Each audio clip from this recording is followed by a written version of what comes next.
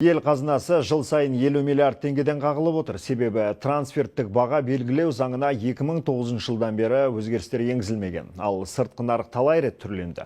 Сондықтан жер қойнауын пайдаланушылардың сауда жасаудағы кей тұстары бақылаудан тыс қалып жатыр. Арада 15 жыл өткенде өрескел қателікті түзету үшін заң қайта қаралып жатыр. Мәжіліс құжатты бірінші оқылымда мақұлдады. Егер толық қолдау тапса, кірістер комитеті салық жинауға белсене кіріседі. Жұртқа жем болып отырмыз. Кірістер комитеті есе кеткен жерімізді жіпке тізіп берді. Бірақ олар ақпаратты білгенімен жұмысты атқаруға келгенде қолы қысқа. Себебі қазір тауар биржаларындағы іскерлік операциялар бақыланбайды, ал оның салдары сан түрлі. Сұйытылған газ, бидайға олар 15-20%-ке төмен бағамен сатылып келді. Бұл заңның негізгі мақсаты ол әділ бағаны белгілеу. Ол мұнай болсын, тау-кен саласы болсын, бидай болсын, кез келген экспортқа шығарылатын тауарларға бізге бақылау жасау керек. Ештен кеш жақсы. Есе жібермеу үшін трансферттік баға белгілеу туралы заң жобасына өзгерістер енгізілді. Бірақ құжат 2019 жылдан бері қолдау таппай келген. Оның жайы түсінікті де, ірі жер қойнауын пайдаланушылар қалыптасып қалған қолайлы жағдайларынан айырылғысы жоқ. Ал елдегі соңғы реформалар еселікті бірте-бірте тыйып жатыр. Әйтпесе төмендегідей деректер жиілеп кеткен.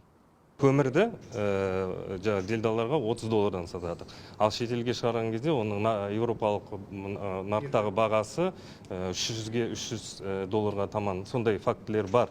Сондай фактілерді анықтай келе біз қазіргі өзгерістерді енгізіп отырмыз. Екінші тараптан, шетелде орналасқан делдалдық тараптардан финансовый отчетностьін қараймыз. Егер ауытқулар болса, біз тиісті күзетулер енгіземіз. Кірістер органдарының салықтық бақылауында 5000-нан аса жер қойнауын пайдаланушы бар. 200-ден астамы мұнай-газ саласында, 1300-ден көбі тау-кенде, тағы пайдалы қазбаларға 1300-ге жуық, ал жер асты суларына 2400-де адам иелік етеді. Әлбетте бұлар міндетті салықтан жалтарып жүрдеуден аулақпыз.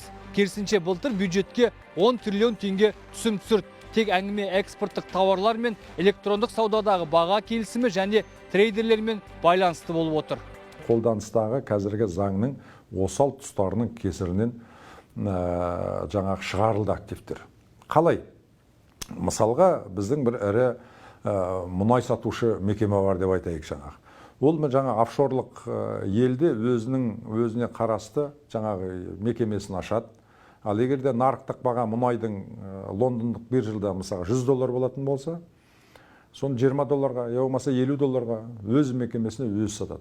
Өзара байланыстығы бар жаңа компанияларды анықтайтын қазіргі осы заң аясындағы өзгерістер мүмкіндік беріп жатыр. Депутат мысал еткен мұнай-газ бен тау-кен салалары бойынша 5 жылда 160 миллиард теңге салық түскен. Бұл ақылға қонымсыз қара бақыр тиын ғана. Енді өзгертілген заң жобасы қабылданса, бюджет әр жылы 50 миллиард теңгеге дейін пайдаға кенеледі. Нысаналы Ығыл, Наурыз Базаров, Жібек жолы.